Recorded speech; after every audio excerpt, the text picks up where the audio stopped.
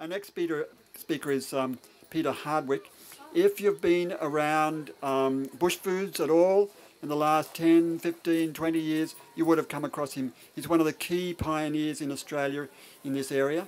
And more recently, he's been moving into looking at fermenting bush foods. And the last time I heard him speaking, he was speaking about the second wave, if you like, of bush foods. So the first wave was things we can just eat off the bush, if you like, perhaps not Davison plums, but you can have those straightforward flavours like sweet and sour flavours off the bush. But look, I'll just let Peter introduce himself. That's wonderful. Thanks, Jim. Before I start, I'd like to acknowledge the Wyable and Widjabul people of this area, who were the original fermenters here, by the way. A long tradition of fermenting, which I hope we managed to bring into the fermenting culture and rediscover and feed back to the local Indigenous communities our support for the renewal of their culture. I think that's just vital when you're talking about wild foods. It has got a wonderful tradition, and some of it has been lost, but it's surprising the amount of traditional culinary knowledge that's survived as well.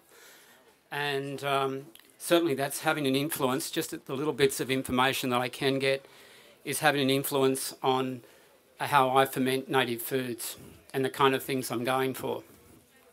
So with that in mind, I'll just start with, oh, by the way, I'm working for a restaurant at the moment called Restaurant Arana in Adelaide. And I'm mainly working with the subtropical bush foods.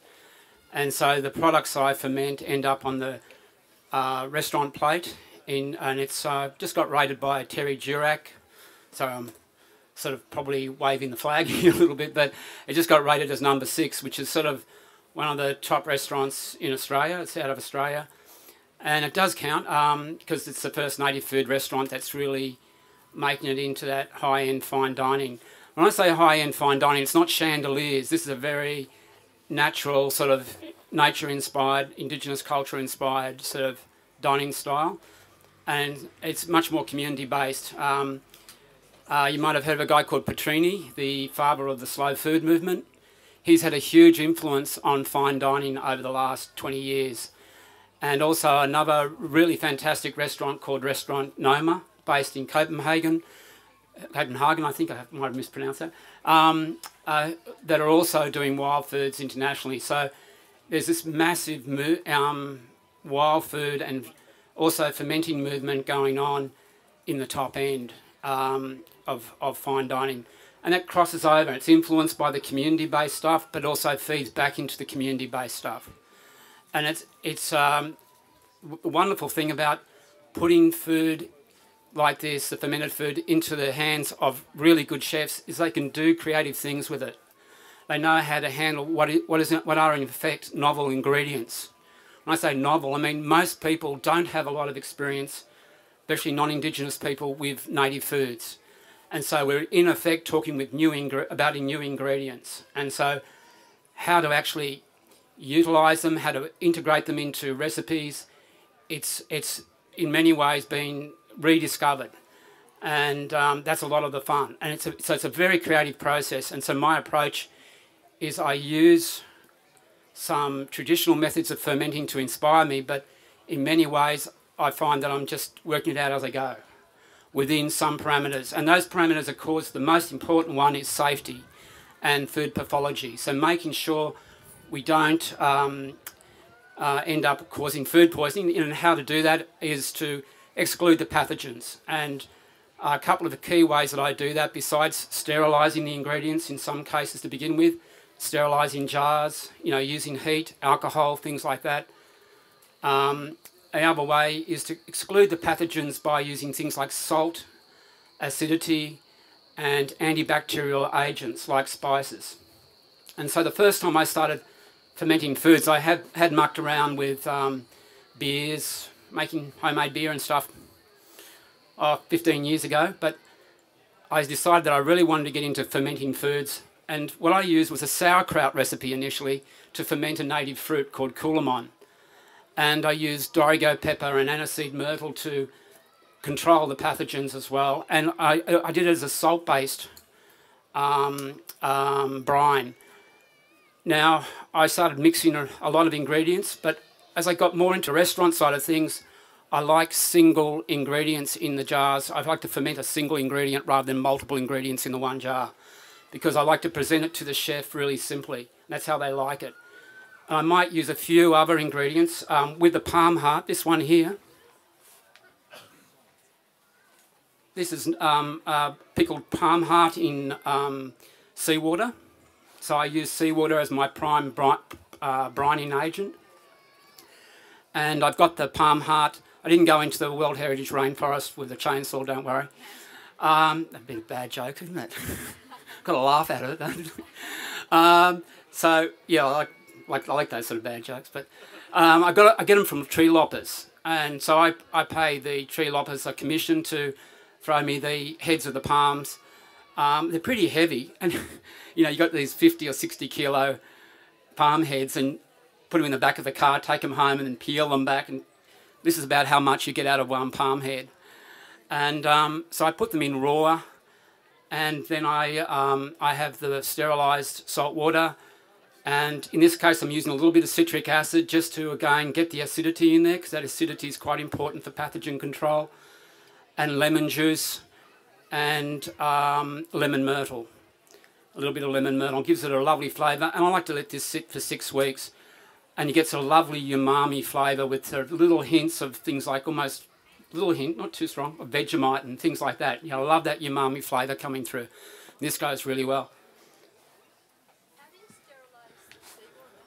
I boil the seawater for about 10 to 15 minutes, usually in tubs, in stock pots, and that's totally adequate. And strain it, just strain it through a strainer. And when I get the seawater, it's about 3.5% salt, by the way. So I like to top it up a little bit, like I did add extra salt to that as well, because I like to see the salt levels more like about 5–6%. And that citric, those acids as well to complement the salt in terms of keeping the pathogens under control. So where do you get your seawater from? I get it. I like Gaia. Yeah. How you going? What about heavy metals? Oh, look, absolutely. Good question.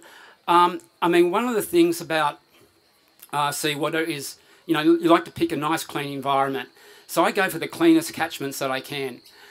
But I think generally, yes, there's always a little bit of heavy metal, but I think in any body of aquatic ecosystem, we're going to have heavy metals. It's coming down from coal power stations. It's in the air. To some extent, it's unavoidable anyway.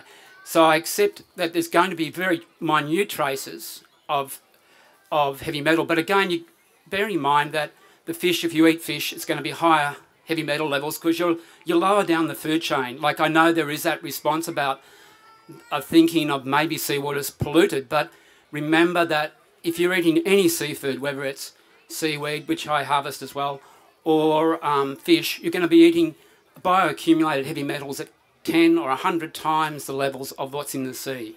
So I think seawater is probably your least problem because it's the lowest, it's the substrate for all sea life.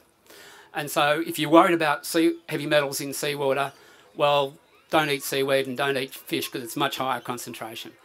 Now, saying that, I haven't actually gone and tested the heavy metal levels, but I go for high tide and not after floods. Like, the water's dirty after floods, just after all that rain we just had. Don't go out harvesting salt water. And it's very practical stuff like that. And just to run it through a strainer. But, generally speaking, seawater is very clear, but it's loaded with microorganisms, so you do need to sterilise it. But it's a wonderful thing to use. And by the way, because it's not just sodium chloride, it's got more complexity because of the other minerals. And that comes through in the ferments. And I met a wonderful old fisherman there down the coast when I was harvesting seawater. And he was talking about how nice it was using seawater to cook his crayfish and his fish. One of the wonderful ingredients I'm also been working with, sorry, I'm just very conscious I've got to move through pretty quick now. This is pandanus. This is you might know the pandanus tree on the coast. Big fruit, looks a little bit like a pineapple, sorry. A bit like a palm. These are the segments in a wild kombucha. So I've actually did a ferment with initially without sugar, and I captured a wild mother, and you can see the mother in the top here, and it's actually about 2 inches thick. And like I say, it's kombucha-like. And this one's been in this jar for about, since August, so it's quite old. And what happens initially is you can harvest your ingredients. Now, I've used that to inoculate other things like Davison plum, lemon aspen, other native fruits. And so I've used that as a culture. And I've also included sugar, like you do with kombucha as well, and basically take the same approach as you use in kombucha. But it's actually a wild culture initially that I captured. And you can capture your own culture. And you start, you know, you get there when you start to get a lovely mother like that. And what it also forms is a vinegar over time. This is like a vinegar now in here because it's been in the jar for quite a while. So I'm making my own vinegars, and then I'm using them in a, this is a bunya. This is a lovely, lovely bunya brine. And I sat the bunyas in the pandanus vinegar and pickled it there for a couple of days. Then I topped that up with the boiled seawater. And then it's formed this lovely umami sort of flavour. It's just so unique, a wonderful, unique sort of flavour. And that's the lovely thing about working with native ingredients, that you get these fantastic, unique flavours that are really different than, say, soya sauce or something like that. And that's really exciting. Now, they're actually smashing the bunyas into a paste and putting it onto a buffalo curd in the restaurant. But I love using the brine liquids as well. And what I've done, I'll just show you this. I'm working with about 40 different ingredients at least, depending what's in season. Native grapes, wild greens, there's pickled Moreton Bay fig there. But another thing I've just started working with lately is wood ear mushrooms. And you'll be I have to hasten to add, be very, very careful. Mushrooms are so unforgiving. Like, there are so many things that look like native, an edible mushroom that are actually poisonous. There's a lot of lookalikes that are very similar to the edible ones. So be on the ball with native wild fungi. But this is the wood ear mushroom. You'll see it in Chinese soups and things like that. And I've actually got that brining in the bunya brine, and it gives this lovely umami flavour. So I'm using the matured brine liquids, and you can see there's quite a high proportion of liquid in these brines, as sort of sources or inoculants for other pickling. And because it's already got the culture in there, and I'll top this up like there'll be the liquid that I cooked the wood ears in, and then I topped it up with a bit of extra fresh seawater, boiled seawater.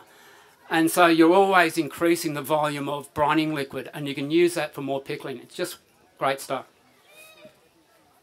Another one of my favourites before I finish is the Moreton Bay fig shoot. And because this is a reasonably novel ingredient, one of the things I do is I take it into Southern Cross University. I've got a good working relationship with the biochemist there, and I boil. I done pre-boiling and post-boiling, and just to make sure it was safe and it had no nasty chemicals in it. So I'm quite into using for work I do a biochemistry just to double check the wild ingredients that I'm working with. And I also like using a lot of research and references stuff as well.